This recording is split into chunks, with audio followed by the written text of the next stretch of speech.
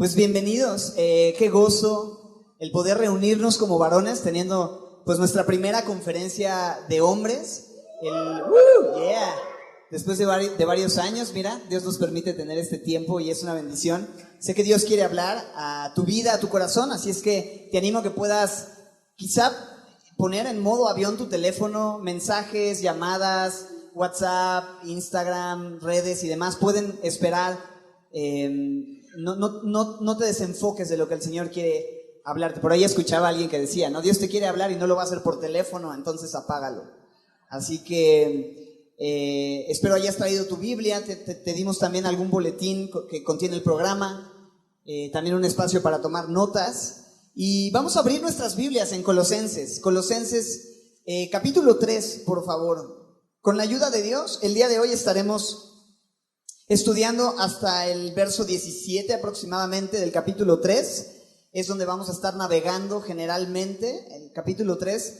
Y yo quisiera leer los versos 1 al 4, pero también regresar al capítulo 1 y observar algunas cosas que pues se establecen antes de llegar al capítulo 3, porque evidentemente antes del 3 pues vienen el 1 y el 2, ¿va? Entonces vamos a leer versos 1 al 4, oramos y comenzamos. Dice así: si pues habéis resucitado con Cristo, buscad las cosas de arriba, donde está Cristo sentado a la diestra de Dios.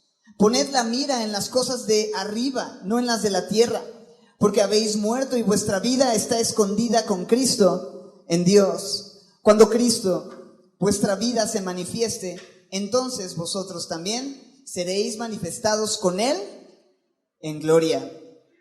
Padre, gracias por tu palabra útil para enseñar, redarguir, corregir e instruir en justicia, a fin de que como hombres tuyos, como hombres de Dios, estemos equipados completamente, preparados para toda buena obra. Señor, equípanos, Señor, capacítanos, llénanos de ti para recibir lo que tú has preparado para nosotros en este tiempo, Señor. Te bendecimos y rogamos nos visites, Señor, como lo haces cada vez que abrimos la Escritura. En tu nombre y para tu gloria oramos, pidiendo esto y más. Juntos decimos amén.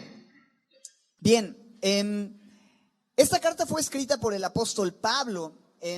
Capítulo 1, verso 1, si quieres dar la vuelta a la hoja, regresando al capítulo 1, verso 1, dice: Pablo, quien se presenta a sí mismo como apóstol de Jesucristo por la voluntad de Dios. Pareciera ser que esta carta fue escrita en una de las etapas de encarcelamiento. Pablo padeció persecución por causa del Evangelio de Cristo. En un tiempo de encarcelamiento es que él aprovecha el tiempo y escribe estas cartas inspirado por Dios. Muchas veces no le vemos mucho sentido a las pruebas, pero Dios nos ha dicho que todas las cosas ayudan a bien a los que le aman, incluyendo los tiempos de prueba, y sin duda fue para bien ese tiempo, porque estando en la cárcel, en adversidad, en aflicción, es que él escribió esto, lo cual es de mucha bendición, a la par de la carta de Efesios, también Filemón, las cartas del cautiverio. Y Pablo se presenta a sí mismo como apóstol de Jesucristo por la voluntad de Dios. Apóstol de Jesucristo, no por su propia voluntad, ¿verdad? No se postuló para el trabajo, no fue como que él determinó con su propio interés hacer las cosas, sino fue la voluntad de Dios. Dios mismo fue quien quiso llamarlo y quien quiso usarlo y capacitarlo para la obra que Dios tenía para él. De la misma manera, todos los que estamos en la función, en el lugar donde Dios nos tiene, es por la voluntad de Dios. El lugar en donde estás, Dios te tiene ahí y te quiere usar, así como usó el apóstol Pablo. Dice ahí: apóstol de Jesucristo por la voluntad de Dios, el hermano Timoteo, ¿sabes? Este verdadero hijo en la fe, un amigo entrañable, dice en Filipenses: a ninguno tengo del mismo ánimo y que tan sinceramente se interese por ustedes, nadie de la misma alma, del mismo interés. Dice a los santos, verso 2, ¿a quién escribe? Dice el verso 2, ¿a los qué? Santos y fieles, recordando que los santos no son aquellos a quienes se les pone una veladora o una máscara plateada, en su defecto, sino aquellos a quienes Él ha apartado para Él. Y yo sé una cosa, que si estás aquí es porque Él te ha apartado este tiempo y te ha apartado a ti para estar en este auditorio y recibir lo que Él tiene que decir y hablar a tu corazón. Santos, apartados, los que están en este lugar, les ha llamado el Señor, les ha apartado para Él. Y fieles, aquellos que han decidido ofrecer su lealtad y su devoción a Dios en respuesta a la revelación de su amor.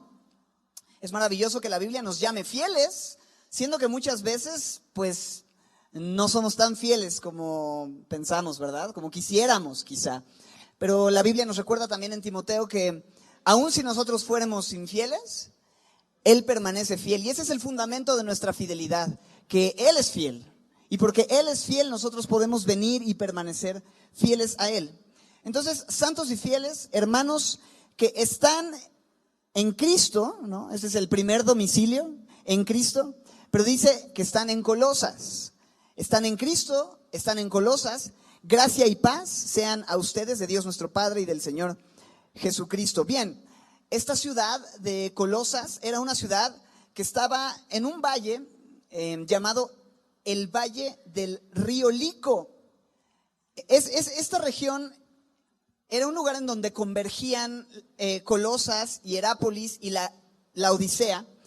Y al ser un valle importante, era una ruta comercial, se hacía mucho intercambio de comercio, pero debido a lo mismo el intercambio no era solamente comercial y de negocios, sino también de ideas, de filosofías, de religiones, de creencias, y se abrazaban todo tipo de doctrinas mezcladas. Mi mamá decía de chile, mole y guacamole, ¿no? Y Colosas era una ciudad, digamos, con un buffet de filosofías, de religiones, enseñanzas, doctrinas. Y la iglesia de Colosas estaba en ese contexto. Se encontraba ahí la iglesia de los colosenses. Y Pablo decide escribir esta carta porque aunque los colosenses habían creído sinceramente en el Evangelio de Jesús, sus vidas habían sido transformadas. Con el paso del tiempo, los colosenses empezaron a abrirse a muchas de estas ideas filosóficas o estas doctrinas, empezaron a permear la iglesia y ellos permitieron que eso se empezara a mezclar con su fe. Y Pablo dice, esto no puede ser así, y por amor al Señor y por amor a la iglesia del Señor, escribe esta carta para corregir estas ideas que ellos empezaban a abrazar y a creer, a adoptar. Si lo piensas, pues esto no solamente era algo que sucedía en ese tiempo, ¿verdad? La verdad es que las cosas no han cambiado demasiado. En nuestro contexto, en nuestra cultura el día de hoy, vivimos en donde todo mundo pues arma su buffet en relación con su fe, con su creencia, y tienen su creencia ensalada, ¿no? Donde se sirven y mezclan la religión que más pues me conviene, la filosofía que me agrada, las ideas que me gustan, y haces tu plato con lo que quieres. Y la gente mezcla nueva era con humanismo, con psicología, principios morales, un poco de Biblia, ¿por qué no? Algo de superación personal, tu signo del zodiaco y demás, ¿no? Y eso pasa en la cultura, pero lamentablemente también sucede en la iglesia, no solamente allá afuera, sino las iglesias mezclan su fe con un montón de cosas. Y como cristianos hemos dejado la pureza del evangelio. Hemos dejado de lado el amar, el estudiar, el creer y conocer la verdad. Y de repente hay una búsqueda de experiencias, de sensaciones, buscando otra cosa que nos hacen sentir bien, que nos hacen sentir bonito. Debo decir algo, esta conferencia el día de hoy no tiene el propósito de tener un tiempo de una experiencia placentera, un momento mágico, un show cómico, mágico, musical, ni un asunto místico, ni una experiencia sensacional. Lo que queremos es abrir la palabra de Dios, porque creemos que la palabra de Dios es lo que necesitamos en realidad para tener bien claro de qué se trata la vida, cómo vivir, cuál es la voluntad de Dios para nosotros. Y nuestro deseo es ese, hacer lo que Pablo dice en el 1:25. En el 1:25 dice Pablo, yo fui hecho ministro, me fue dada una administración y me fue dado un propósito. Dice, para que anuncie, al final del verso 25, dice, para que anuncie, ¿qué dice? Cumplidamente la palabra de Dios. Ese es nuestro deseo, anunciar cumplidamente la palabra de Dios. Verso 28, amonestando a todo hombre. Así que te vamos a sacar la tarjeta amarilla, te vamos a amonestar, ¿no? La palabra de Dios hace eso, amonestar a todo hombre. Y enseñando, dice, a todo hombre en toda sabiduría, a fin de presentar perfecto en Cristo Jesús a todo hombre, a todo hombre, a todo hombre. ¿Cuántos hombres hay aquí? Exacto, Benjamín, gracias por instaurar la cultura del "au", ¿no? ¿Cuántos hombres hay aquí? "Au", ok. Bueno, pues todos los que hicieron "au", nada más que a mí no me sale tan grave porque pues, ¿cómo se los paso a explicar? Queremos que cada uno de los que estamos en este lugar podamos ser enseñados, podemos ser perfeccionados, y eso no lo vamos a lograr nosotros con nuestra sabiduría. Si tú esperas escuchar la sabiduría del pastor Raulito, del pastor Jaime, del pastor Marcos, del pastor Jaimito, del pastor Marquitos, no, joven, ¿verdad? La sabiduría viene, y la única fuente de sabiduría y la fuente de toda sabiduría es Cristo y su palabra. De manera que eso es lo que pretendemos hacer, eso es lo que Pablo quiere hacer, establecer la verdad de la palabra y corregir todas estas ideas extrañas. Quizá muchos de nosotros venimos con algunas ideas mezcladas en muchos sentidos. Bueno, Pablo sabe que en Colosas hay esto, yo sé que en nuestra cultura hay esto, y la única manera de corregir la mentira es enseñando la verdad. Ni siquiera atacando la mentira, ¿verdad? Sino predicando al verdadero. Eso es a lo que Dios nos ha llamado. Y eso es lo que va a hacer Pablo. Recordarles quién es Jesucristo, lo que Jesucristo ha hecho. Y al entender quién es Jesús y lo que Él ha hecho, van a poder tener un mejor entendimiento de la voluntad de Dios. Van a poder saber y vamos a poder saber, entre mejor conozcamos a Jesús y lo que Él ha hecho, ¿quién soy yo? Si sé quién es Él, puedo saber quién soy yo. Si sé lo que Él ha hecho, puedo saber lo que yo tengo que hacer también. Porque todo emana de Cristo Jesús. De Él proviene mi identidad, mi propósito y mi futuro, por supuesto, también. Así que Pablo se va a encargar de mostrar quién es Jesús, cómo Él es supremo. Ese es el propósito en los primeros capítulos. No tenemos tiempo de observar los capítulos 1 y 2, ya que hemos determinado estacionarnos un poco en el capítulo 3, pero creo que es bueno tomar un tiempo para observar rápidamente en los capítulos 1 y 2 algunas cosas que Pablo establece, que el Señor inspira para que tú y yo sepamos. Y quisiera en el capítulo 1 ir directamente al verso 15. Verso 15, hablando de quién es Jesús en realidad, el fundamento de nuestra fe. Dice, Él es la imagen, ¿qué dice? Del Dios invisible, el primogénito de toda creación. Porque en Él fueron creadas todas las cosas, ¿podemos leerlo juntos? Las que hay en los cielos y las que hay en la tierra, visibles e invisibles, sean tronos, sean dominios, sean principados, sean potestades. Todo fue creado por medio de Él y para Él. Y Él es antes de todas las cosas, y todas las cosas en Él subsisten. Y Él es la cabeza del cuerpo que es la iglesia, el que es el principio, el primogénito de entre los muertos, para que en todo tenga la preeminencia, por cuanto agradó al Padre que en Él habitase toda plenitud, y por medio de Él reconciliar consigo todas las cosas, así las que están en la tierra como las que están en los cielos, haciendo la paz mediante la sangre de su cruz. ¿Qué te parece este texto? Es tremendo.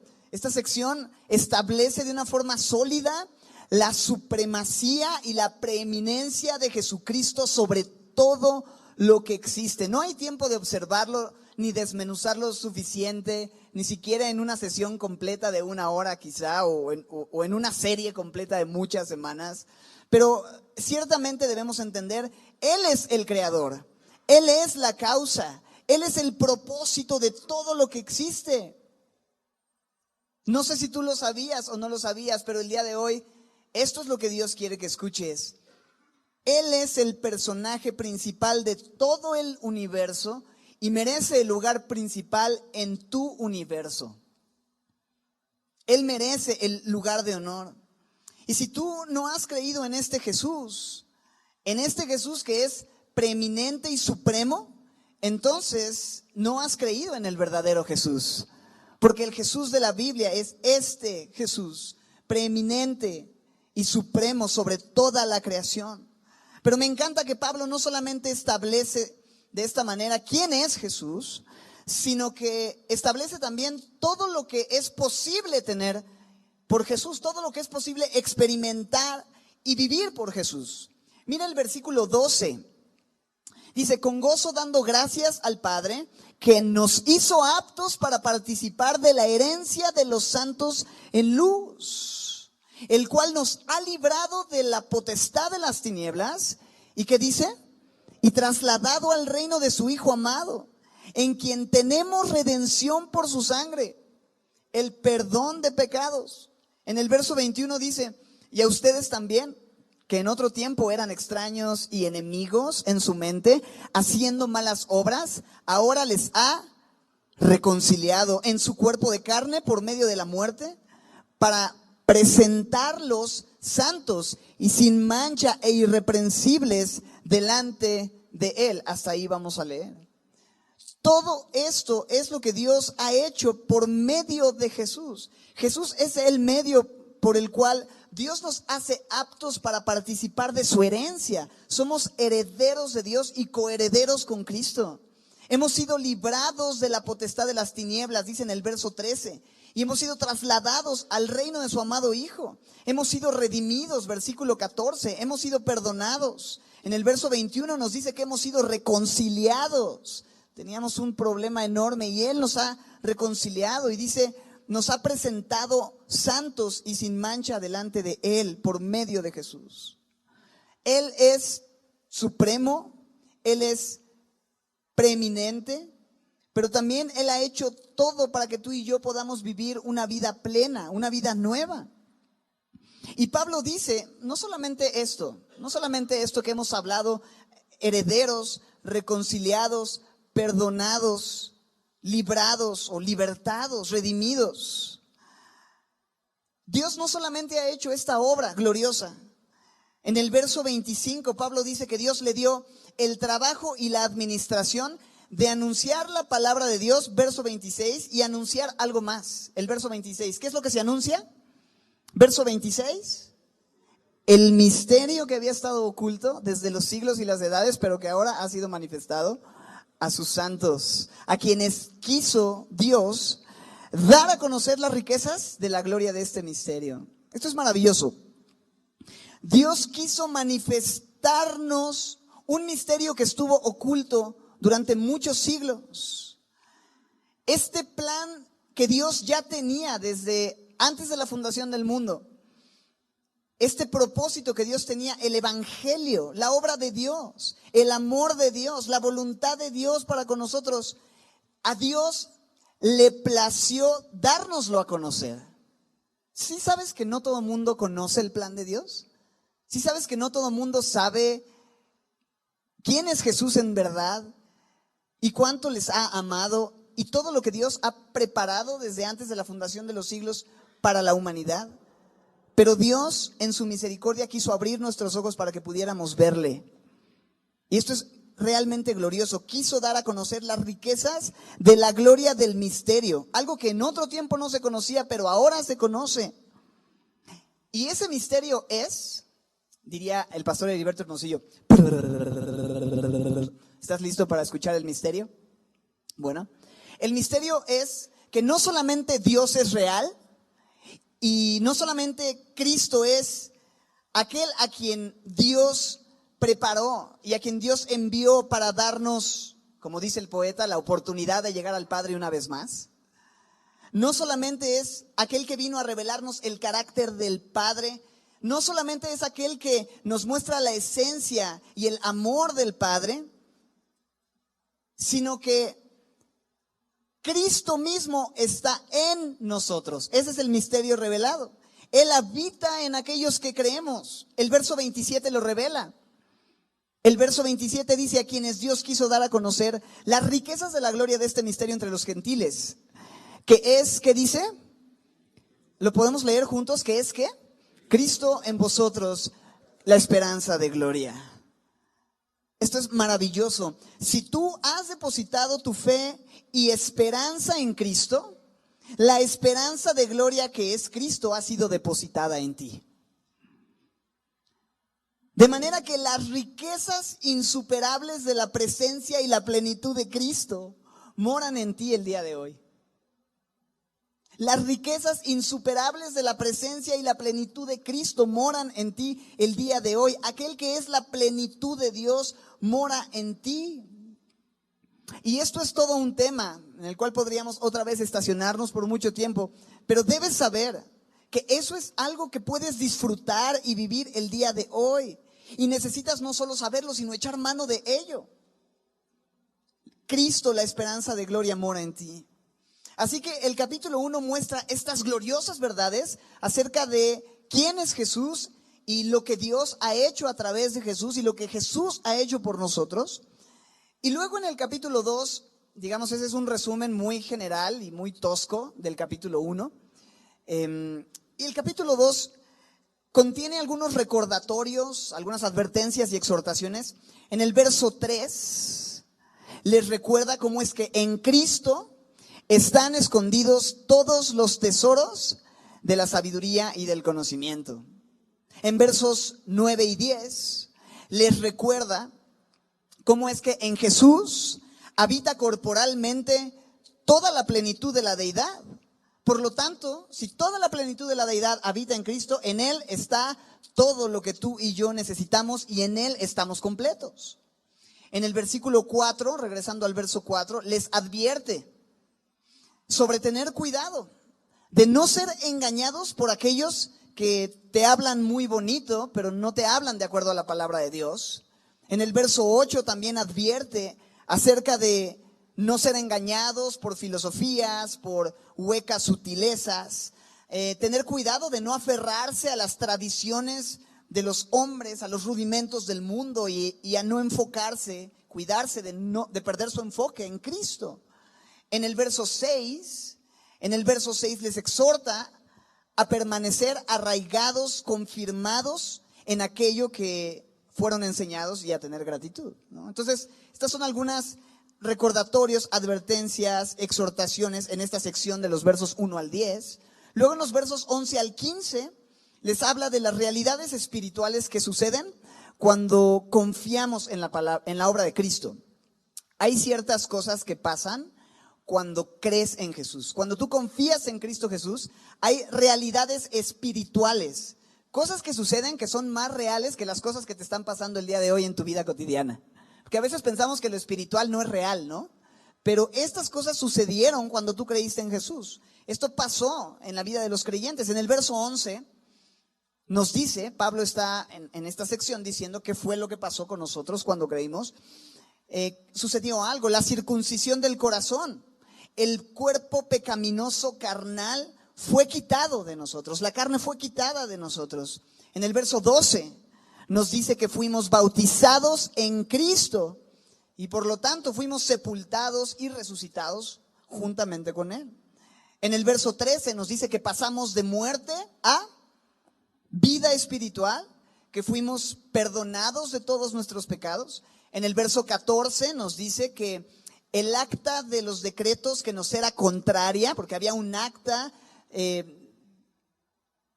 que contenía eso, tu culpa, que declaraba tu condición, tu condena. Dice, esa acta que nos era contraria fue anulada y fue quitada de en medio y fue clavada en la cruz. En el verso 15 nos dice que los principados y las potestades fueron derrotados, fueron despojados y fueron exhibidos públicamente en el Calvario. ¿Sabes?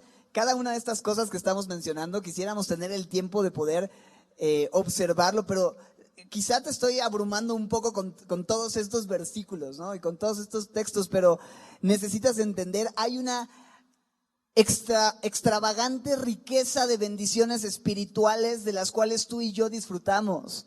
Y el tiempo no nos da para poder observar y explicar cada una de ellas, pero observa simplemente todo esto. Es una gran bendición. La última sección en el capítulo 2, versos 16 al 23, realmente son una advertencia, ya que Cristo ha hecho todo esto y ha ganado y comprado nuestra libertad. Todas estas bendiciones que Cristo ganó, sería absurdo cambiarlas por religión, por una serie de reglas legalistas inventadas por los hombres e inservibles que no tienen el poder para santificar ni mucho menos para salvar. No tiene caso que cambies todas estas riquezas por estas cosas. Eso es lo que Pablo menciona hacia el final del capítulo 2. Y yo sé que es un resumen demasiado general, otra vez quizá es hasta un poco arbitrario. Yo te animo a que en tu casa puedas durante estas semanas tener un tiempo devocional, con calma, leer estos textos. Pero debemos entender que toda esta revelación, todas estas bendiciones que nos son otorgadas y que hemos brevemente leído y brevemente recordado, deben inevitablemente producir una respuesta en nuestras vidas. Todo lo que acabamos de leer y enumerar de una forma muy general y quizá por encima, inevitablemente tienen que producir algo en nosotros. ¿Cómo voy a responder a la bendita revelación del misterio de Cristo? ¿Cómo voy a vivir mi vida si es que la esperanza de gloria mora en mí? ¿Cómo voy a vivir mi vida si aquel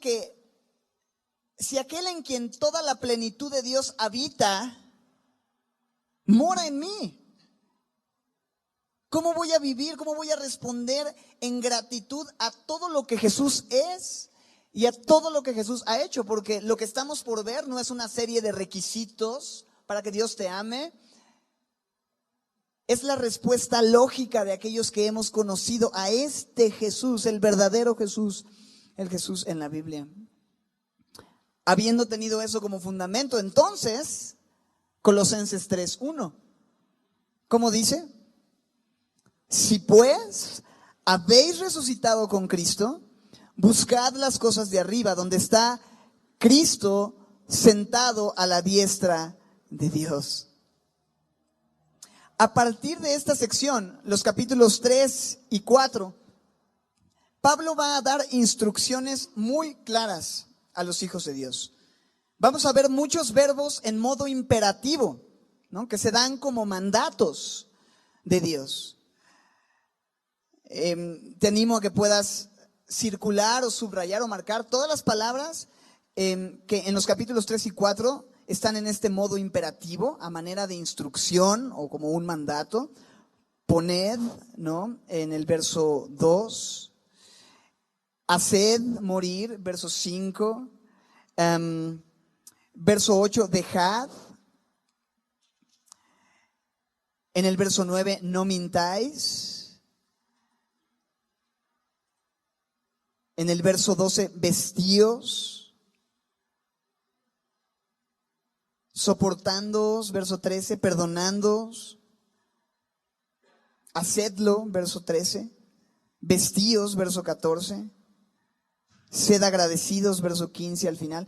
Quizá me estoy saltando algunos, simplemente estoy notando a grandes rasgos estos verbos en imperativo. Hacedlo, verso 17. La palabra de Cristo mora en abundancia, cantando.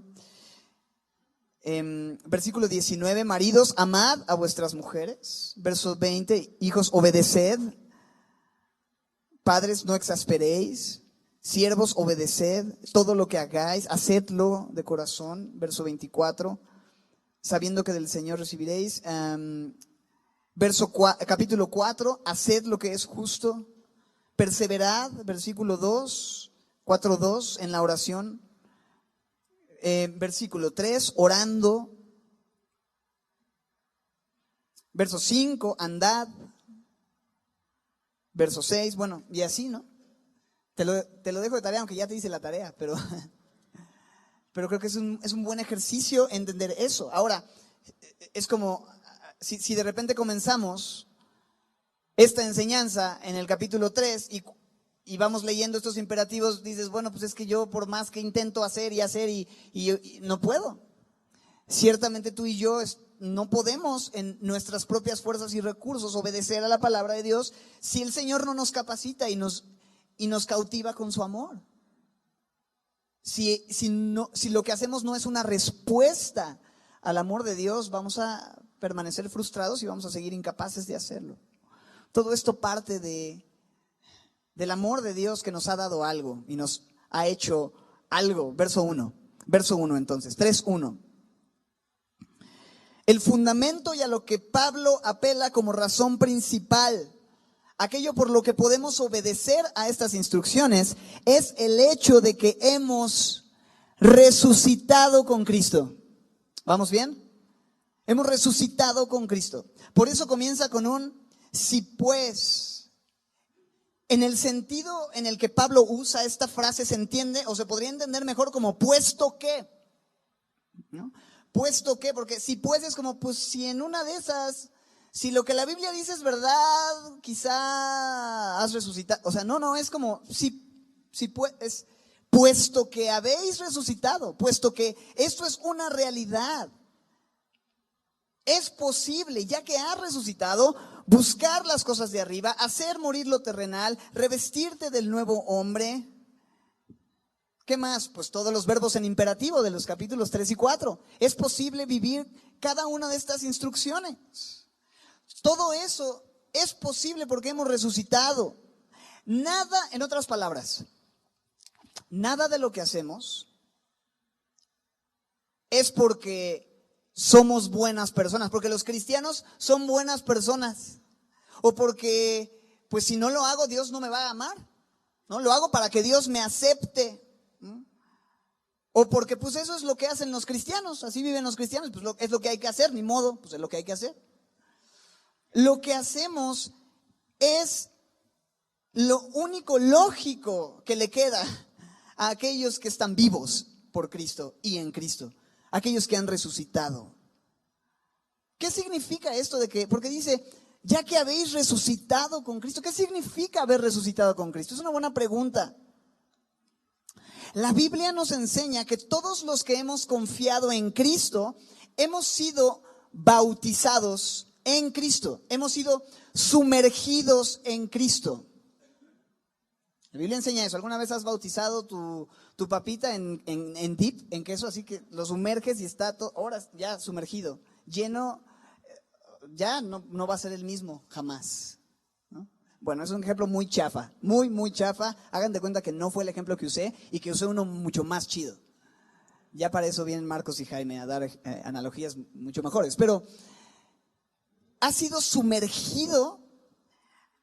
Es una imagen que describe de una forma dramática la realidad espiritual de que estamos unidos a Él, de que estamos en Él y participamos de lo mismo que Él participó. ¿Y de qué participó el Señor? Bueno, pues de la muerte, de la cruz, de una sepultura y de la resurrección al tercer día. ¿Recuerdas lo que Pablo dice en Gálatas 2:20, ¿no?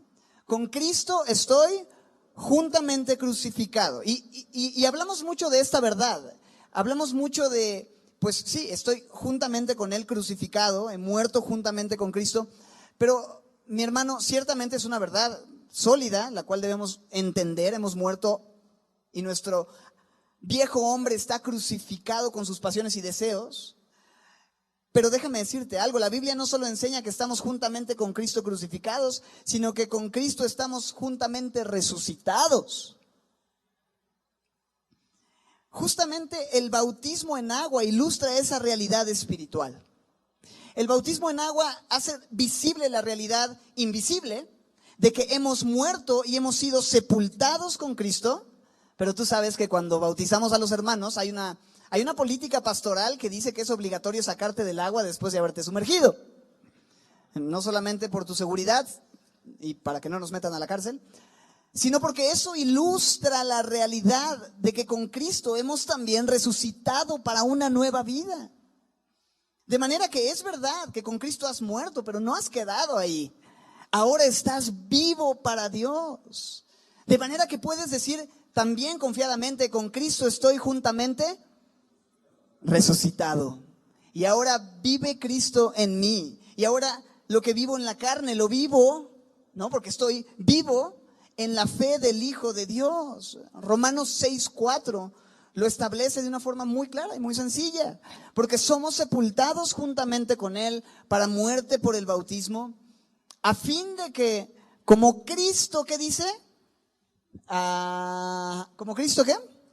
Resucitó de los muertos por la gloria del Padre, así también nosotros andemos en vida nueva. Tenemos vida nueva y podemos andar en una nueva vida. De manera que, tan real como que Jesús resucitó, venció a la muerte, apareció a muchos de sus discípulos, a muchos hermanos, y lo vieron, y Tomás metió su dedo en sus heridas y su mano en su costado. Tan real como su resurrección es mi resurrección. Y no hablando solamente de la resurrección futura, porque si bien es cierto que algún día Él transformará este cuerpo de la humillación nuestra en uno semejante al de la gloria suya, pero tan real como su resurrección pasada es mi resurrección espiritual juntamente con Él. Así como Cristo resucitó, es cierto que tú has resucitado espiritualmente hablando. Esto es glorioso. Hoy estoy vivo y he resucitado con Jesús. Hoy he resucitado juntamente con Cristo, porque Él un día en mi sepulcro abrió mi oído para poder escuchar su voz y cambió mi corazón, mi condición espiritual. Y me dio un corazón de carne, un corazón que late, me dio nueva vida. Y tengo que contar con esto. Tienes que contar con esto. Romanos 6:11. Considérate, logizomai es el griego y la idea es un término contable. Tú tienes que poner en tu cuenta, tienes que saber que en tu saldo, tienes que saber en tu contabilidad, en tu administración, tienes que tener como algo con lo que cuentas el hecho de que has muerto, pero también que considérate muerto al pecado, pero ¿qué dice? Vivos para Dios en Cristo Jesús, porque has sido sumergido en Cristo y juntamente con Él has resucitado. Entonces, estás vivo. Y no solo físicamente, sino espiritualmente, porque estás en Cristo. Y si alguno está en Cristo, nueva criatura es.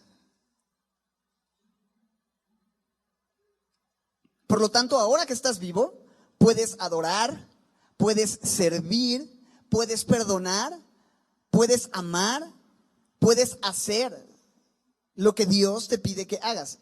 Sin resurrección es imposible andar en obediencia, pero la Biblia establece y nos deja claros, estamos vivos, podemos vivir para Él y podemos, verso 1, entonces, ya que estamos resucitados, podemos entonces, ¿qué dice? Buscar las cosas de arriba, donde está Cristo sentado a la diestra de Dios. Buscar las cosas de arriba, ¿qué significa? Bueno, pues, ¿dónde está Cristo? Sentado a la diestra del Padre. Dice ahí donde está Cristo sentado a la diestra de Dios, en el trono. Es ahí donde Cristo gobierna. Jesucristo reina y gobierna sobre todo reino. Y el reino de Cristo, como todo reino, bueno, pues tiene riquezas, tiene privilegios, pero también es un reino que tiene una agenda y que tiene propósitos. Y si Cristo es nuestro rey y nosotros pertenecemos a su reino, dice en el 1:13 que fuimos trasladados al reino de su amado Hijo. Si Él es nuestro rey y su reino tiene privilegios, riquezas, propósitos, aunque nosotros vivimos en esta tierra, podemos disfrutar de esos privilegios y podemos disfrutar de esas riquezas. Pero por supuesto también nuestro llamado es a buscar las cosas que son pertinentes a la agenda del reino de Dios, ¿cierto? Porque este mundo y el reino de las tinieblas también tiene una agenda a la cual tú ya no respetas, agenda a la cual tú ya no obedeces y escuchas, porque tienes una agenda superior, la agenda de arriba. Y hay riquezas y hay bendiciones disponibles para ti por el reino de Dios, y tu llamado es a vivir de acuerdo a los intereses de arriba, aunque vives en la tierra, cumpliendo la voluntad y los propósitos de arriba, de manera que tus decisiones, tu forma de actuar, deben demostrar esto, que has resucitado, que perteneces al reino de los cielos. Pero la verdad, cuánto trabajo nos cuesta vivir la agenda de los cielos, ¿verdad? Cuánto trabajo nos cuesta buscar las cosas de arriba, porque estamos tan enfocados solamente en lo temporal, Estamos tan afanados por salir adelante en el trabajo, por escalar en el trabajo, por llevar el pan a la casa, por pagar la renta, por el vestido, por la comida. Buscamos salir adelante con las cosas de la tierra. Buscamos el aquí y el ahora. Mira lo que dice Jesús en Mateo 6:24 acerca de esta realidad. Y qué tierno es el Señor. Qué tierno y qué bueno es Dios, que nos dice a aquellos que pertenecemos al reino, porque el Sermón del Monte nos muestra cómo se vive la vida en el reino de Dios. Esto no lo va a vivir alguien que no pertenece al reino de la luz, al reino de Cristo. Pero el Señor nos dice a sus súbditos del reino: ninguno puede servir a dos señores. Escucha esto y escucha al Señor hablándote, diciéndote: ninguno puede servir a dos señores, porque o aborrecerá al uno y amará al otro, o estimará al uno y menospreciará al otro. Simplemente no se puede. No puedes servir a Dios y ¿a quién más? A las riquezas. Por tanto te digo, no te afanes por tu vida, qué habrás de comer o qué habrás de beber, ni por tu cuerpo, qué habrás de vestir. ¿No es la vida más que el alimento y el cuerpo más que el vestido? Y pregúntate si eso es algo que tienes claro. ¿Crees que tu vida es más que el alimento y que el vestido? ¿Realmente crees? Entonces, si lo crees, ¿por qué vives aparentando que piensas que la vida se trata solo del alimento y el vestido? ¿Por qué vivimos de esa manera? La respuesta es sí, no es la vida más que el alimento y el cuerpo más que el vestido. Ahora sí que la respuesta es sí, es más. Miren las aves de los cielos, que no siembran ni ciegan ni recogen en graneros, pero su Padre Celestial las alimenta. ¿No valen ustedes mucho más que ellas? ¿Y quién de ustedes podrá, por mucho que se afane, añadir a su estatura un codo? Yo puedo dar testimonio de que ese texto es absolutamente cierto. Y me afané, créanme. Pero el Señor nos dice: y por el vestido, ¿por qué te afanas? Considera los lirios del campo, cómo crecen, no trabajan ni hilan. Pero yo les digo que ni aún el rey Salomón, con toda su gloria, se vistió así como uno de ellos. Y si la hierba del campo, que hoy es y mañana se echa en el horno, Dios la viste de esa manera, ¿no hará mucho más a ustedes, hombres de poca fe? Puestos los ojos en Jesús, ¿verdad? El autor y consumador de la fe. ¿Y dónde está Jesús? A la diestra del Padre, arriba. Poned la mira en las cosas de arriba. No os afanéis, verso 31, pues diciendo qué comeremos o qué beberemos o qué vestiremos, porque mira lo que dice el verso 32. Los gentiles, ¿qué dice? Buscan todas estas cosas de la tierra, pero vuestro Padre, ¿qué dice? Celestial. ¿Sabe que tienes necesidad de todas estas cosas? Verso 33, ¿más qué? Buscad, ¿qué dice el Señor Jesús? Primeramente el reino de Dios y su justicia. Y mira, todas estas, como decíamos, mugres, estas cositas de aquí y de la hora, todas estas cosas te serán añadidas. ¿Y cuánta falta nos hace recordar esto y que el Señor nos siente y nos diga: hey, tu vida vale mucho más que el aquí y el ahora. Yo tengo propósitos y planes eternos. No caigas en el engaño de pensar que lo que necesitas es solamente temporal, suplir tus necesidades inmediatas. Así es como piensan los no resucitados, pero tú estás vivo.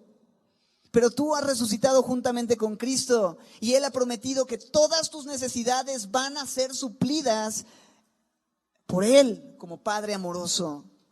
Por supuesto, Dios va a suplir a través de tu trabajo. Sí, Dios te ha dado una barca para poder proveer a tu familia. Te ha dado un trabajo y una función, sí.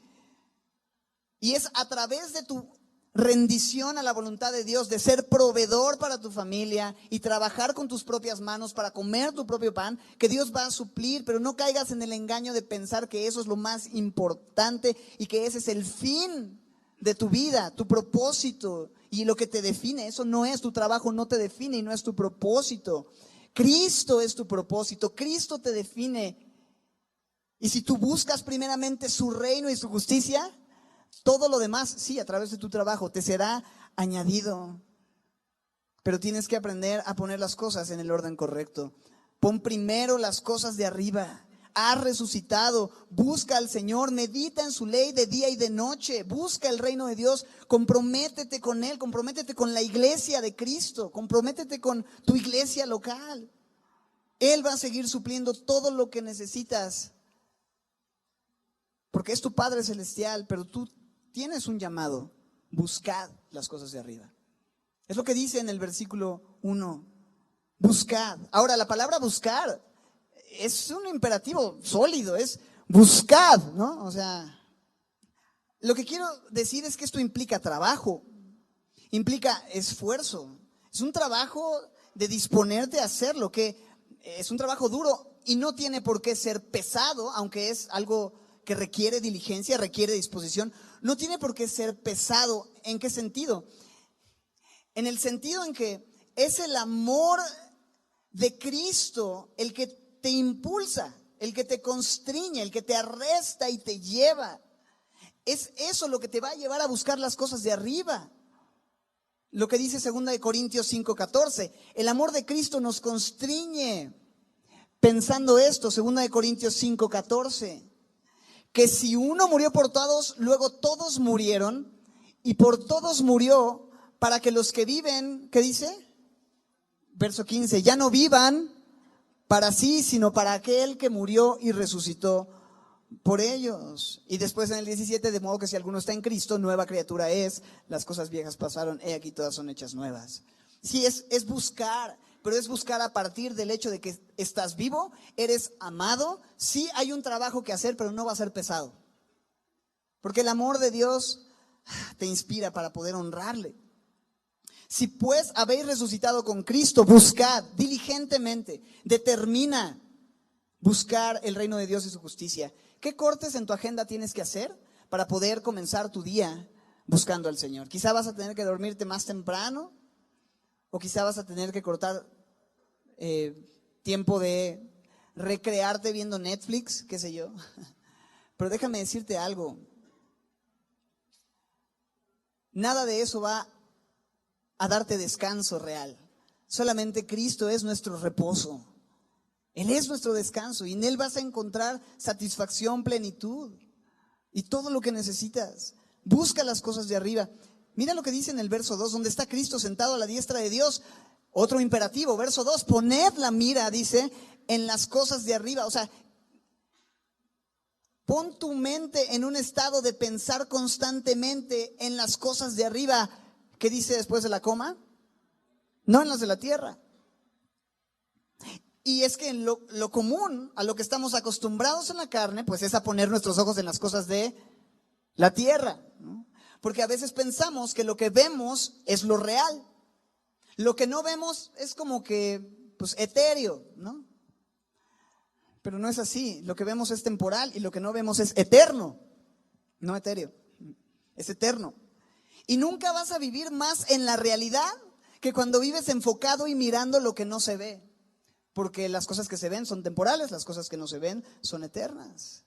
Eso es lo que permanece, lo que no se ve. Y otra vez, ya sé, hay muchas cosas que atender aquí y ahora. Hay cuentas que pagar, hay compromisos que cumplir, hay impuestos que declarar. Es abril, ¿verdad? Hay problemas que resolver, sí. Pero ya que has resucitado con Cristo, puedes vivir y enfrentar las cosas temporales con tus ojos puestos en lo de arriba. Y cuando miras para arriba, todo va a tener una perspectiva completamente diferente. Todo va a tener otro sentido.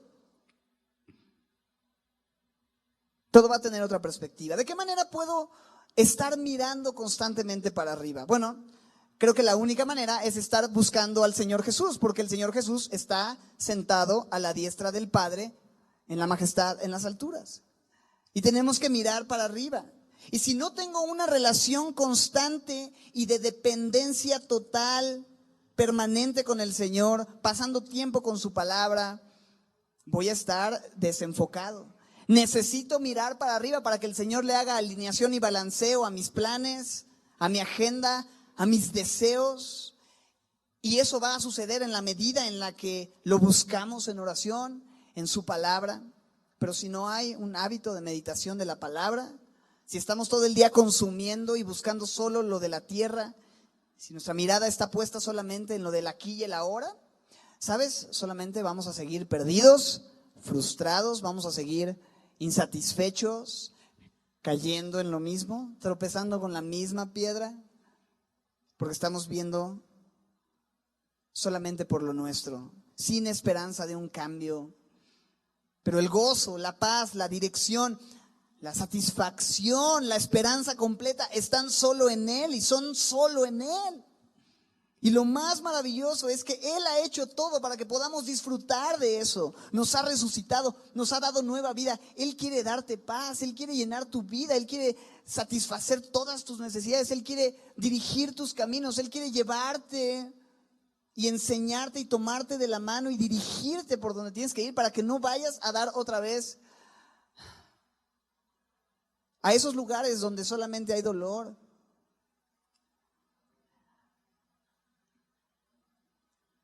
Él ha hecho todo. Así es que el consejo, diría mi pastor, mira para arriba. Es el consejo. Mira. ¡Oh! No, lejos, ¿verdad? Busca las cosas de arriba. Congrégate. Discipúlate. Dios ya está haciendo algo entre nosotros y estás incluido en su plan. Lo único que tienes que hacer es identificar y buscar lo que Él ya planeó para ti. Las buenas obras que Dios preparó de antemano para que tú simplemente camines en ellas. Dios ya se está moviendo. Busca cuál es tu papel, dónde está tu lugar en el propósito de Dios, en tu iglesia local. Y me encanta en el verso 3 porque Pablo nos va a seguir diciendo, ¿por qué no debemos buscar las cosas de la tierra? ¿Por qué buscar las cosas de arriba y no las de la tierra? Verso 3, ¿qué dice la primera frase? Porque habéis muerto. Ya hablamos de esta realidad.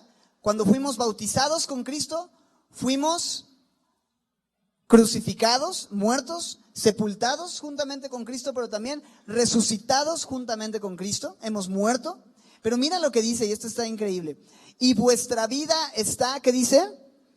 Escondida con Cristo en Dios. Ok, no dice, y vuestra vida está perdida, ¿no? Porque a veces algunos podemos, es que mi vida, ya soy un caso perdido. Mi vida está perdida. Dice aquí, tu vida está escondida y no es lo mismo. Lo terrible de que se te pierda algo es que no tienes idea de dónde buscar. Es horrible. Pero si tú has resucitado con Cristo, tu vida no está perdida, aunque a veces se sienta como que tu vida está perdida y estás pasando un tiempo difícil y quizá hay consecuencias por tu pecado y quizá no le encuentras sentido y no ves para dónde ni ves para cuándo. Bueno, tu vida no está perdida. No tienes que inventar en dónde buscar para salir de tu depresión, de tu ansiedad, de tu adicción. Aquí dice, tu vida está no perdida, sino que escondida. ¿Y sabes qué? ¿Está escondida con quién? ¿Con Cristo? En Dios. Y solamente en Él vas a poder encontrarla. Así que si sientes que no encuentras tu vida el día de hoy es porque estás buscando en el lugar incorrecto. Y me encanta que no la encuentras porque está escondida, ¿sí? Pero Dios ya te dijo dónde la escondió. ¿Y sabes dónde la escondió? En Cristo, con Cristo, en Él. Y te está diciendo, es casi como cuando llego a casa, siempre que llego a casa mis hijos se esconden. Escuchan la puerta y se esconden. Y qué bueno que, o sea, una cosa es que mis hijos se escondan y otra cosa es perder a un hijo, ¿cierto? Entonces tu vida no está perdida, está escondida. Y mis hijos, que son mi vida, que los amo, se esconden, pero ya sé siempre dónde se esconden. Y ellos están seguros que de alguna manera en esa ocasión no los voy a encontrar. Pero la verdad es que hacen ruido y me dicen, por aquí papá, como si no supiera, ¿no? Y a veces así leo estos versos, ¿no? Como que Dios te dice, tu vida está escondida. Ay, Señor, ¿cómo me la escondes? Pues ya sabes dónde está escondida con Cristo en Dios. Si no la encuentras es porque no estás buscando en el lugar correcto. Ahí está tu vida. ¿Sabes? Si no encuentras tu vida, no se trata de buscar tu vida. Es más, el que quiera guardar su vida, la perderá, pero el que la pierda por causa de mí, este la hallará. Y hemos muerto con Cristo, hemos perdido nuestra vida para entonces tener una nueva vida. Entonces, si has perdido tu vida, si no entiendes qué onda, ahora sí que qué onda con tu vida, ¿sabes qué? Tu vida está en Cristo. No busques tu vida, busca a Cristo, porque tu vida está con Él en Dios, escondida. Vale la pena perder lo que tengas que perder. Es lo que dijo entonces el Señor en Mateo 16:25. El que quiera salvar su vida, la perderá. El que pierda su vida por causa de mí, la hallará. Vale la pena perder lo que tengas que perder con el fin de hallar aquello que no puedes perder. Jim Elliot lo decía así, ¿no? No es un tonto aquel que pierde lo que no puede conservar para obtener o para conservar lo que no puede perder. Perder lo que no puedes conservar para poder conservar lo que no puedes perder. Ahora, mira el verso 4. Bueno, antes de avanzar, te pregunto sencillamente, ¿qué es lo que tienes que perder? ¿Qué es lo que tienes que dejarte perder de una vez por todas que el Señor te ha pedido? Y que estás aferrado a pensar que esa es tu vida, pero al final te has dado cuenta que realmente eso no te llena y no te satisface y no te ayuda a cumplir el propósito de Dios. ¿Qué es aquello que dices, esto es mi vida y no es Cristo? ¿Qué tiene que morir para poder hallar tu vida en Él? Mira el verso 4. Entonces, cuando Cristo, mira cómo dice, cuando Cristo, vuestra vida. ¿Qué es tu vida? Porque mucha gente dice, no, pues la música es mi vida, el deporte es mi vida, mi trabajo es mi vida. Bueno, yo ahorita dije, mis hijos son mi vida, ¿no? Y entienden a qué me refiero, pero la Biblia dice, tu vida es Cristo. Y cuando Cristo vuestra vida se manifieste, entonces ustedes también seréis manifestados con Él en gloria. Una maravillosa promesa. Él un día va a manifestarse y mi esperanza tiene que estar puesta en ese momento. En que aquel que es mi vida finalmente se manifieste. Y en aquel día, no solo Él, sino nosotros seremos manifestados juntamente con Él. Y estaremos satisfechos, dice el Salmo 17:15. Vamos a estar satisfechos en ese momento, cuando despertemos a su semejanza. Juan lo dijo así, en Primera de Juan 3:2. Primera de Juan 3:2. Ahora somos hijos de Dios.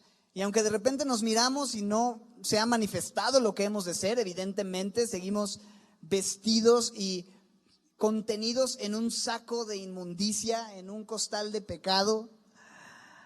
Aún no se ha manifestado lo que hemos de ser, pero sabemos, escucha bien, esto es una certeza, sabemos que cuando Él se manifieste, ¿qué dice?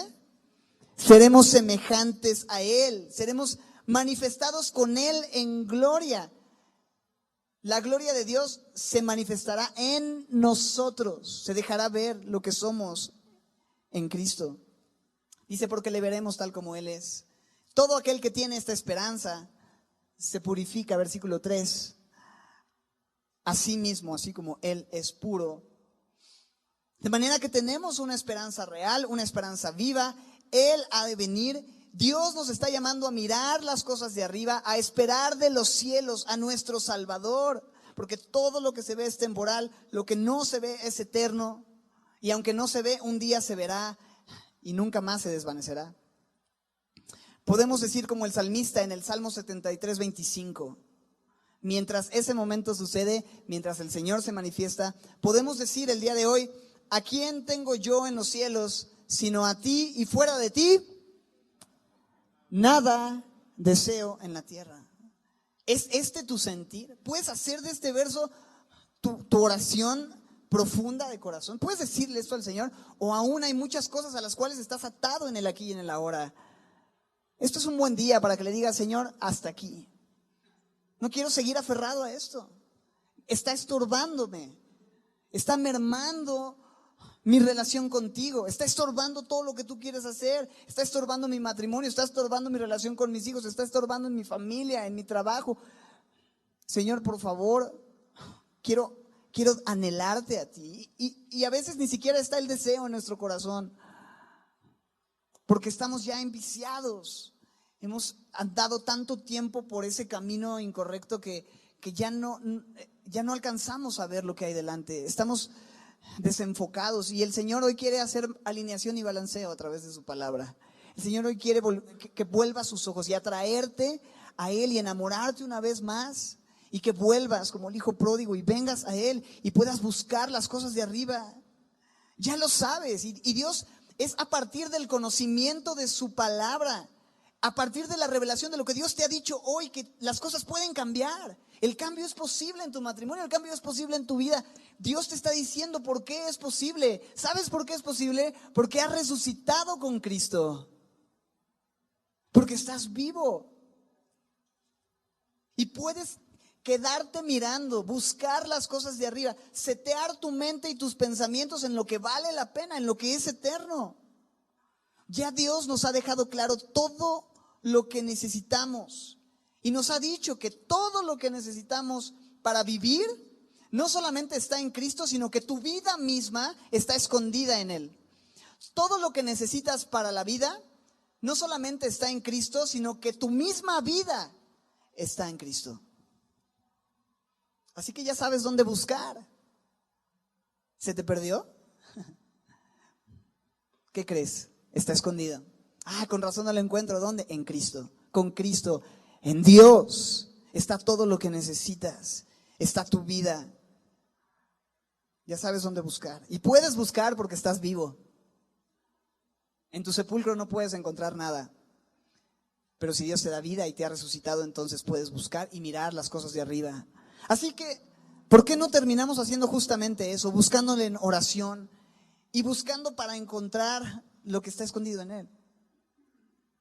Y pidiéndole al Señor que nos permita cumplir su propósito y hacer a un lado nuestros planes. Y te invito a ponerte de pie. Vamos a orar. Puro piano. Señor, gracias por tu amor, gracias por tu palabra, gracias por tu amor.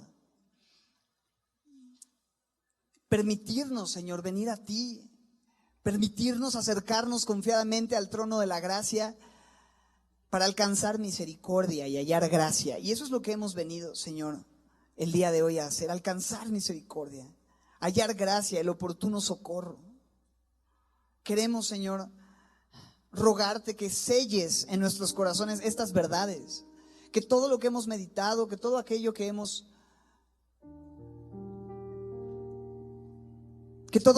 escuchado de tu Espíritu Santo hablando en nuestros corazones profundamente, puedan no solamente ser conceptos teológicos o una enseñanza académica meramente, conocimiento intelectual acerca de lo que dice la Biblia sobre quién eres y lo que has hecho, y pase de ser eso, no sea eso, sino se convierta, Señor, en las verdades profundas sobre las que nuestra vida está anclada, Señor, sobre las cuales descansamos. Haz tu obra, Señor, entre nosotros. Ya no vivimos nosotros, ahora vive Cristo en nosotros, y lo que vivimos en la carne lo vivimos en la fe del Hijo de Dios, el cual nos amó y se entregó a sí mismo por nosotros.